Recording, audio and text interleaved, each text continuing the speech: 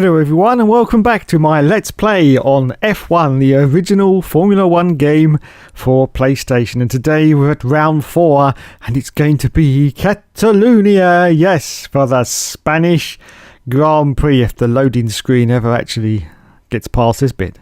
Oh, there it goes. Good old PS1 games. There it is. Catalonia, round 4 of 17. Let's go straight into qualifying, of course. And we know who we're driving with. Yes, it's Mr. David Twat Coulthard himself. There he is, back in the Williams car and back on our TV screens on Channel 4 as well. What a surprise that was. We didn't expect that, did we? No, we were all expecting the Sky highlights package, but no. Channel 4 have got the highlights, I think, until 2024, which is when the Sky deal runs out, and then I don't know what will happen. Who cares? That's years away. Anyway, let's continue now with our qualifying session, and we're going to do what we usually do and take all the fuel out, because as I've said in previous episodes, this actually counts for the race. So we're on medium downforce, which is just about right for the Catalonia circuit with its sweeping turns and long straights, but you know, you need a little bit of downforce for those turns. So we've got very little fuel in the car. We only got 1% on the tyre, so we're not going to bother changing the tyres just for 1%. And out we go for our first qualifying run at the gorgeous Catalonia circuit, as a 44 just goes past us down the start and finish line. Yes.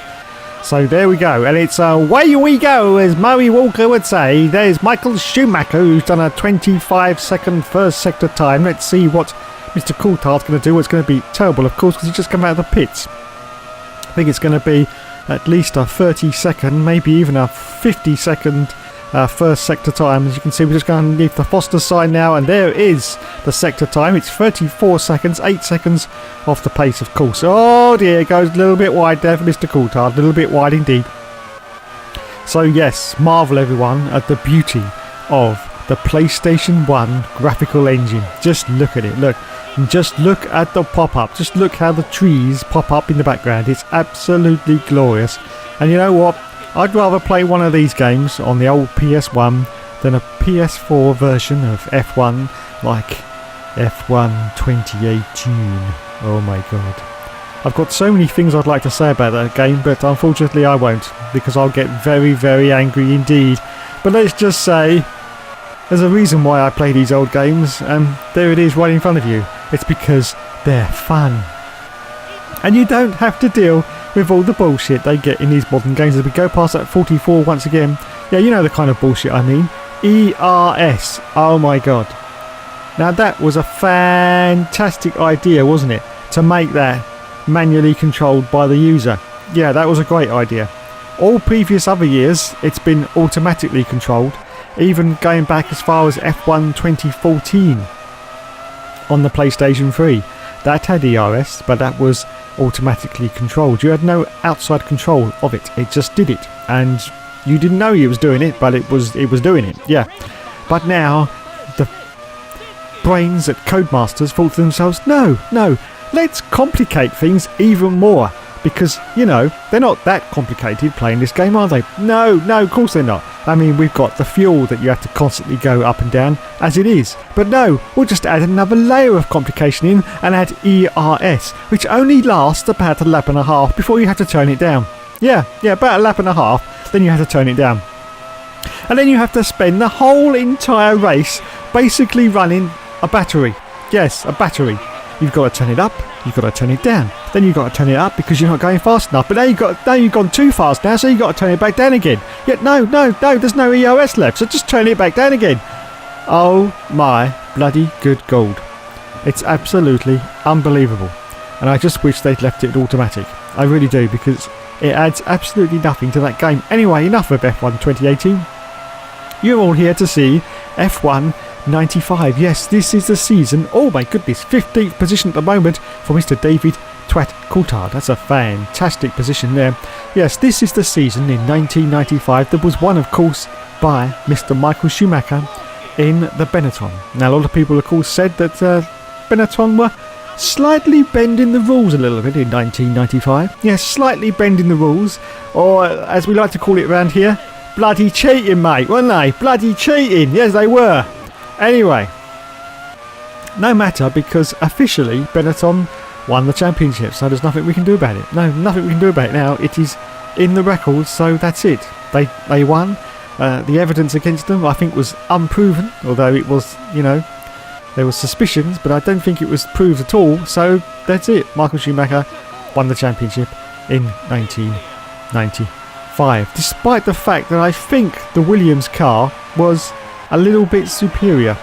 But unfortunately, it was in the hands of Damon Hill, who I think you'll all agree was a good driver, but not a great driver. Yeah? He was a good driver, but he wasn't a great driver. No. So it was in the hands of Damon Hill and, of course, David Twat Coulthard, who was, of course, in his second year of Formula 1, and he only joined in 94, sort of halfway through the season, after, of course, the tragic incidents involving Ayrton Senna. So two sort of good drivers, but not great drivers in 1995, was probably the reason why Williams didn't win the championship. And of course in 96, when Michael Schumacher went to Ferrari, which was an underperforming car, the situation was reversed, and Damon Hill could use the advantage of being a good driver against the fact that Michael Schumacher was in a car that wasn't exactly at its best. Well, it was pretty far off its best, it has to be said. Anyway, that's the end of the qualifying session. It looks like we're going to start in 15th. Now it's time for the grid at Catalonia for round 4 of 17. In pole position we have Michael Schumacher. Second place, John Alesi. Third place, Gerhard Berger. In fourth position, we have Damon Hill. Fifth place for Eddie Irvine. Sixth position for Johnny Herbert. In seventh place, it's Rubens Barrichello. Eighth position is Mika Häkkinen. In ninth place, it's Nigel Mansell. In 10th position, it's Martin Brundle. In 11th place, it's Heinz Harald Frentzen. And in 12th position, it's Mika Salo. In 13th place, it's Gianni Morbidelli. In 14th position, it's Oliver's Penis. In 15th place, it's David Twat Coulthard. And in 16th position, it's Jos Verstappen. 17th place for Ukio Katayama. 18th place for Take Inui. In 19th place, it's Martini. And in 20th place, it's Carl Wendlinger. In 21st, it's Luca Badoa, and in 22nd, it's Scattarella. In 23rd, it's Montemini. In 24th, it's Bertrand Gachot. In 25th, it's Roberto Moreno, and in 26th, in last place, it's Pedro Diniz in the 40 Ford. Wowzers. I forgot some of their first names there as well. I'll have to look them up again. Anyway, it's time to say go, go, go, go, go as the 5 lights go out, and away Mr. David Twat Coulthard goes. It's a very good start. Oh my goodness, it's a great start for line, but he's in the middle of a sandwich between Alicia, I do believe, yes, and I think it's one of the Tyrrell Yamahas. Anyway, up into 12th place now as we go into the first corner. He's going to get there. Oh, there's contact, and he's got contact from behind as well, and he's gone off. He's rejoined now back into 11th place. Wow, that was very, very dicey into turn 1, as you can see there. All the cars really, really bunched up into that turn, and David Coulthard was left out in the cold slightly. So he's down to 11th place. Had a brilliant start, but lost a few positions there into that first turn as he brakes very, very hard this turn. He's now chasing one of the Nokia's sponsored cars, which of course was the Tyrrell Yamaha. Yes, don't look over to my right hand side, just looking at my notes on Google here, and we will see once again who it was who was driving for the Tyrrell Yamaha, because I can't remember. It was weeks ago now, when I did the last one. Absolutely weeks ago. Have we got past the Tyrrell Yamaha yet? Because we're going like crazy.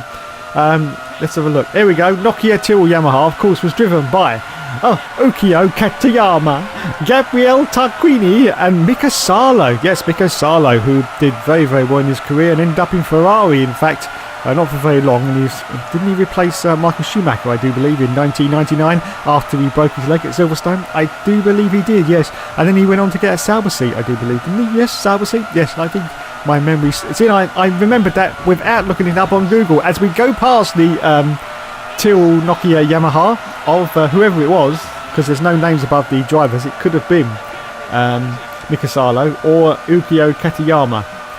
Yes, no, Gabriele Tarquini only did round 14, so it was one of the other 2 drivers. Anyway, we go past now one of the Ligiers up into 9th place already now for David Twat Coulthard. As you can see, fantastic. We're into single figures, and he's ahead of Nigel Mansell, who's currently in 12th position, of course, in that McLaren, the beautiful red and white livery of the McLaren, which is so much better than the cars that are currently going around the circuit in 2019 in that horrible orange colour. Yes, they look like a bloody Jaffa cake. Bloody pair of Jaffa cakes going around the circuit. Unbelievable. Anyway, let's continue on now, because he's now trying to get past two of the Jordans in front. Yes, the Jordans. Oh my goodness, who remembers these Jordans in these colours? Of course, they changed to yellow and carried on for the rest of the championship, really, with those colours, the yellow colours, didn't he? But look at all the different colours in 1995. It was absolutely fantastic. As I'm trying to have a look at the drivers once again, as I'm looking over to the right hand side, where is the Jordan? I can never find the Jordan on here. I don't know why. It disappears. There we go, because it's actually the total Jordan Peugeot. That's why I keep forgetting it. Yes, everyone, they have Peugeot engines in 1995. Who remembers them? It doesn't matter, because Mr. David Coulthard is about to get past both the cars. Yes, both the Jordan Peugeots and the McLaren all in one go. And I think, oh my goodness, David Coulthard is up into the points, everyone. Yes, one single solitary World Championship point. 6th position, of course, which was the highest you could get in 1995 because of the way the points worked out. So there you go, past both the Jordans of Ruby Barrichello and Eddie Irvine, and both of them completed the whole of the season. Yes, there was no driver replacement, so fantastic for both of those drivers. Now we've got a Benetton in front, and I think that must be Johnny Herbert, because Michael Schumacher is probably way out in front. So it is indeed Johnny Herbert in the Benetton, who had a lot of bad luck in his short tenure in the Benetton. A lot of bad luck indeed. He was probably in the best car of his career, I have to say. I can't think of any other car that Johnny Herbert drove that was as good as the Benetton of 1995. But he just had so much bad luck, it really was. And unfortunately, he never sort of went on to get into a decent car from that point onwards. So it was a real shame for Johnny Herbert. Anyway, it doesn't matter, because he's on Sky now, so that's all that matters. Ah, good old Sky. Don't we love Sky? No, not really. Anyway, just about to complete the next lap, and David Coulthard is still chasing after Johnny Herbert. Yes, so let's see if we can catch him. Now, of course, this week in the world of Formula 1, it's been very, very sad, because Charlie Whiting actually died just before the Australian Grand Prix. Yes, very, very sad indeed. Only 66 years old, which nowadays is a very, very young age. As we go past the Benetton of Johnny Herbert up into 5th position now, we've got both the Ferraris now in front of us. Of course, that is going to be Gerhard Berger and John Alesi, both in those cars with those very, very heavy V12 engines in the back of them. Yes, so sadly Charlie Whiting has gone, which means his replacement, well, there was obviously a replacement at the Australian Grand Prix, but nothing was said about who it was, so no doubt in the coming weeks we will find out who Charlie's replacement will be. They might have just had a sort of standby for Australia, and we'll get an announcement in a few weeks probably about who is going to replace Charlie Whiting, and that's going to be a very, very big shoes to fill, I do believe. Very, very big shoes indeed. If you've ever seen some of the driver briefings where they've been, especially Lewis Hamilton has been very verbal with Charlie Whiting in the way that Charlie has been able to expertly deal with situations like that, his successor is going to have his work cut out to be anything like as good as Charlie Whiting was. Anyway, as you can see, here's the Ferrari now as we go down the straight. And Mr. Coulthard is going to get past him. Yes, he does. Now up into, I think is it 4th place now? And now we go past the other Ferrari, and we've got a Williams. There is our teammate. We haven't seen him in this championship very often at all, but there he is, Mr. Damon Hill himself, world champion of 1996. In 1995, he was trying to contest for the championship. As we go past the Ferrari down the inside, this is going to get very... Oh no, actually, David Coulthard actually pulled out that manoeuvre very, very sensibly, because you don't want to get your nose taken off by the Ferrari because they're heavy enough as it is. And he's battling with Damon Hill. Is that Alesi? I don't know. It could be John Alesi. Of course, famous for being in the Benetton, I think, in 1997 when he ran out of fuel. Do you remember that? Oh dear, John. Oh dear. Anyway, let's see if we can get past John Alesi. It could, of course, be Gerhard Berger. Oh, let's have a look at the screen. It is Gerhard Berger, actually. Yes, Gerhard Berger in 3rd position. And we get a clout from the back by one of the cars. I think that was one of the Jordan Peugeots. Clout straight into the back of David Coulthard. There's going to be some damage to do his rear wing, of course, but you don't see it visibly on screen. You have to wait until you come into the pit stop and it tells you how much damage there is. But yes, definitely a big clout in the back for David Coulthard there. So anyway, holding on to fourth position. He's going to try and get past Gerhard Berger now down this straight, I do believe. Now, of course, there's no slipstream in this game, although Murray Walker actually mentions about being in the car slipstream in the commentary, but there is actually no slipstream. No. Zero slipstream, but we get oh my goodness, he gets past his teammate as well, Damon Hill, and he's up. I think he's up into second place now. Wow, what a fantastic performance so far for David Coulthard, and he's now just behind the leader. Yes, the leader, which of course is Michael Schumacher in that Benetton Renault, the all-conquering Renault of 1995. Now, of course, don't get too excited because unfortunately the AI don't pit and we've got to come into the pit. So whatever we manage to gain here, we're going to lose at least 20 seconds when we have to come in for our pit stop. But of course, we're going to give it the full beans like we always do and see if we can catch up to Michael Schumacher and indeed pass him for the lead. Yes, the lead. I think, is it the first time we've been in the lead in this championship? I think it may be. But let's see if he manages to get past first. So of course, Michael Schumacher is going to have none of his nonsense from Mr. Coulthard. And he's going to hold out for this lead as long as he can. Less than a second now behind Michael Schumacher for David Coulthard. As we're just about to come round this sweeping right-hander and go down the start and finish line. Once again, I have no idea how many laps we've done because it doesn't tell you. Oh, David goes a little bit wide. Almost binned it there, almost binned it, and he's lost a little bit of time there. And oh my goodness, look at the cars now behind. We've got Damon Hill and both the Ferraris as well. They're all battling like crazy behind Damon. He's behind David, I should say, sorry. And he's got to be very, very careful here. Don't cloud into the back of him as he breaks into this turn. No, he's okay, he's okay. So still holding on to second place at the moment for David Coulthard. Still just pacing himself to try and get past Michael Schumacher. Is he going to go for a run here? No, still very, very close though to the back of him. Look at that, 0.005 behind Michael Schumacher now for David Coulthard. Is he going to make another move? No, at the moment he's not. He's just staying there and seeing what Michael Schumacher does. But he is holding on to the leader. Yes, the leader. Oh, we're now 6 laps into the Grand Prix. Thank you very much. You can see it on screen. So we've done 6 laps so far. That could be about a lap behind though, because that screen's very, very slow to update at the bottom. So we could be on lap 7 now. Now, usually on 25% races, they're usually about 16, 17, 18 lap races. So we're approaching half distance of this Grand Prix already. And oh my goodness, as I say that, the Ferrari goes past him. That of course has got to be Gerhard Berger. So he's lost a position. David Twat Coulthard has lost 1 place down to 3rd position now as we're just about to go to the start and finish line. But can he now do the full beans? And the answer to that is yes, he can. He manages to hold it together around that turn and he's right up the jacksie now of the Ferrari of Gerhard Berger. He's going to make another pass on him. As you can see, he gets past. And what about Michael Schumacher? I think he's got to run on Schumacher as well. Yes, he does. But can he break into the corner? Oh my goodness. Oh, Jesus. Has he done it? Has he done it? No, he hasn't. He's cocked up. He's completely cocked up. And Michael Schumacher has once again got past him. Well, that was very, very dicey there. But he had to go for it. And he did. Fair play to David Coulthard there. There's just 9 laps now remaining of this Grand Prix. But can he get past Michael Schumacher? And of course, when is he going to come in for his pit stop? Is he going to pass Michael Schumacher and then come in straight away? Or is he going to pass Michael Schumacher? Is he going to hold him up for a couple of laps and then come into the pit stop? Well, of course, it doesn't make much difference because the AI aren't going to pit. So he might as well just sort of pit early or just get in front of him and hold him up for a little while because it won't make any difference anyway. So here we go then.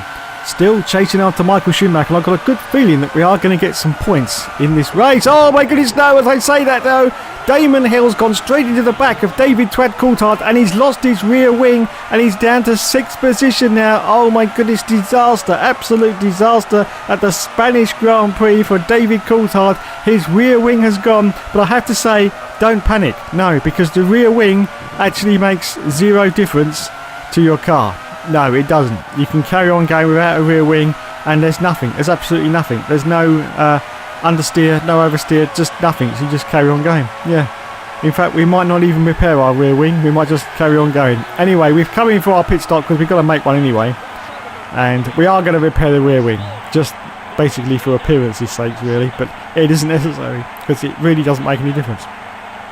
We're down to 14th place. Of course, it's going to be a very, very long pit stop for David Twat Coulthard. Look at this. It's going to be 20 seconds almost. Yes, 19.3 seconds.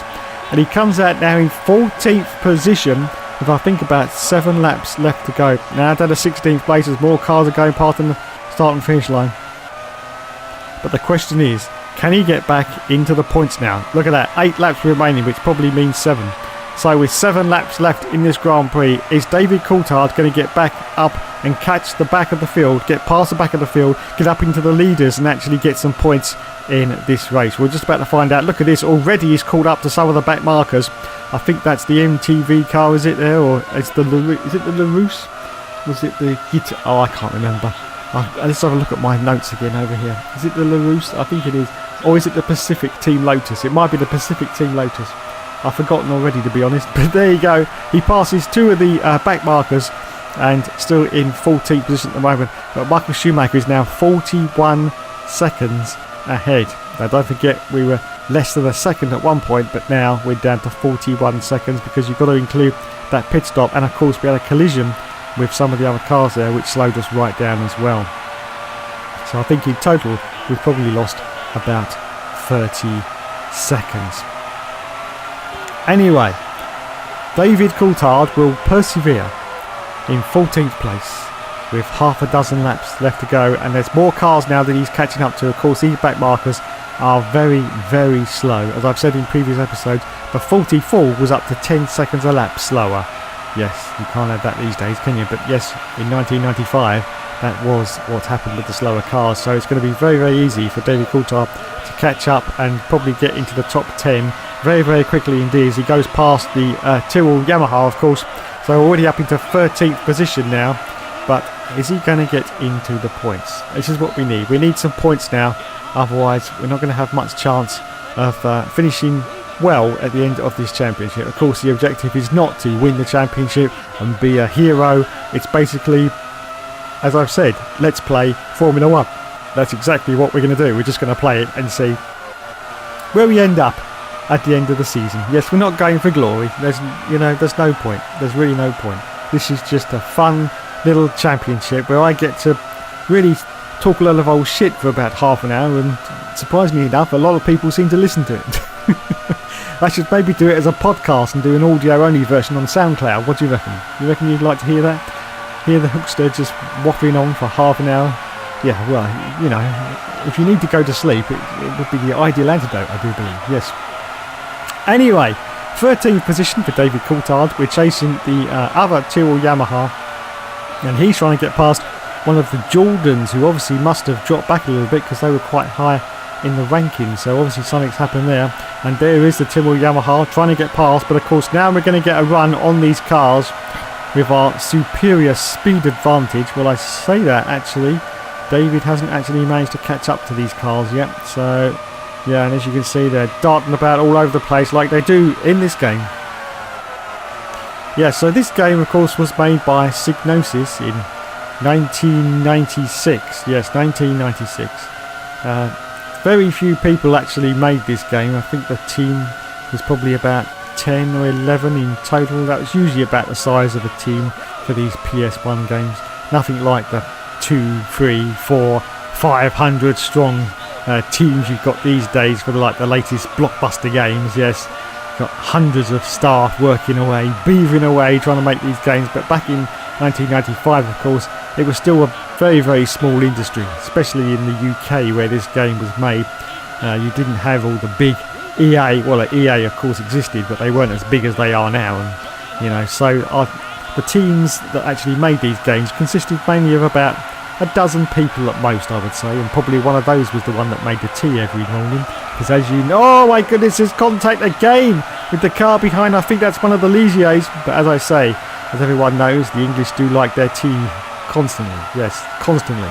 Anyway, let's see if we can actually get past some of these cars now, because we've now got a Jordan. Oh, very, very close contact. Is the Jordan going? Oh, Jesus, I thought the Jordan was going to the pits then.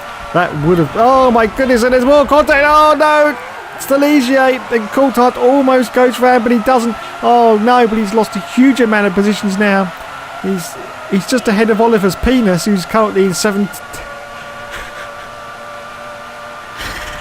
Oh shit. Who's currently in 17th position. But oh my goodness. Huge amount of positions. And that bloody Ligier is still having a go at David Coulthard. So down to 16th place. He's got to get past these cars once again. He's already passed them, of course, but now he's going to have another go. It's going to be pretty bloody easy though. So back up into, is it going to be 14th place now? And yes, so he's still chasing after this Jordan, who we're 13th place now. We were getting very, very close to this Jordan, and then we dropped back, and now we're getting very, very close to the Jordan again. But are we going to get any points in this race? I don't know. I don't think we are now. I don't think there's enough laps left as we try and get past this Jordan once again. He's trying to get past the McLaren ahead. He's darting and weaving all over the place, as you can see, and he's... Oh, Coulthard's gone. Oh, no, there's no room there, David. There's no room there. Wow, that was close. Wheel-to-wheel contact there, but luckily David didn't happen to spin himself sideways around, because he did a lot of that in 1995. Yes, you remember that, lads. Remember all the times David had a little accident, as he used to call it. Little accident, yeah. Didn't he crash going to the pits one time as well, I do believe? Yeah, I think he did. He had a lot of incidents in 1995, let's put it that way. And didn't he have a few in 94 as well? I seem to remember. Of course, nothing like the famous incident of 1998 at the Spa Grand Prix, of course, when it was absolutely pissing down and David possibly caused about 3 million quid's worth of damage. Although he'll say it wasn't my fault. It wasn't me. No, it's nothing to do with me. No, nothing to do with me, mate. But there you go. So, we're still chasing after these cars. Look, we've got a huge gaggle of them now. A huge trolley chain of cars. We've got the McLaren. Oh, there's contact with the McLaren. Trying to dive down the inside of the McLaren. Do we get past? And we do. What about the Ligier? Well, there's no room, David, but he gets past the Ligier as well. Yes, so as I say, this was made by a small team of probably about a dozen people. And I do understand, through the reading up about this game, that I think 2 people that worked on this game are like mathematicians or something, so they did a lot of the calculations for this game, which unfortunately a lot of people will say, well, they didn't do it very bloody well because of the amount of bugs in it then, did they, mate? Eh? But yeah, there you go. They tried their best. And it's still a great game. It is still a great game. It's fun, and it's one of those games that takes you back, as the Ligier now, this Ligier is getting very, very aggressive, and so is the McLaren, holding on to 12th place now for David Coulthard. Well, I think it's all over for Coulthard. I don't think there's any chance now of David Coulthard getting into the points. But yes, as I was saying, this game, it just, I don't know, it just puts a smile on your face, which a lot of these modern games don't do anymore. No, they're too frustrating. I find F1 2018 just very, very frustrating. And pretty boring as well, I have to say. During the races, I know you've got all the YouTubers going about, oh, it's great, mate. Oh, yes, it's great. But do you really believe them? Do you really? No, of course you don't. You go and play the game yourself and you go, oh, only 2 laps remaining now as we go past the McLaren. Yes, because it's just like nothing seems to happen. No, not like these sort of games where you got constant passing and whatever.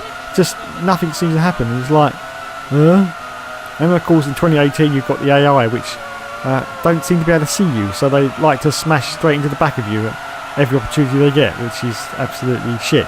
And of course there's no red flag in the game either, which once again is absolutely shit. So yes, it's good to get back to these old games. Bit of nostalgia. I do love playing them, even though they're like 23 or something odd years old now. I don't know, 95, come out in 96, 2006. Oh my god, it's more than 20 years now. Oh dear. Dave's now feeling very, very old indeed. But David Coulthard, who's not very old indeed, well, he is really now, is now in the 10th position and still chasing after this Jordan Peugeot. Can he get past? But is he going to get into the points? The answer to that is going to be a resounding no, I do believe. It's Eddie Irvine. This is very, very close. This is very, very close indeed. Yes, Eddie Irvine, of course, who went on from Jordan to go to Ferrari to partner Michael Schumacher. Was it in 1999 or was it in 98? I think it was 99. Anyway, and of course from there, his downfall was announced when he went to Jaguar. Yes, to finish off his career, I had to say. He went to Jaguar. Didn't get anything like the success that he had in Ferrari. Well, if you can call it success, of course, he had to be second fiddle at all times to Michael Schumacher. But he did quite well in the Ferrari, it has to be said. And he certainly enjoyed himself, did Eddie Irvine. Yes, he certainly enjoyed himself in his career. He certainly enjoyed the ladies as well, so I hear.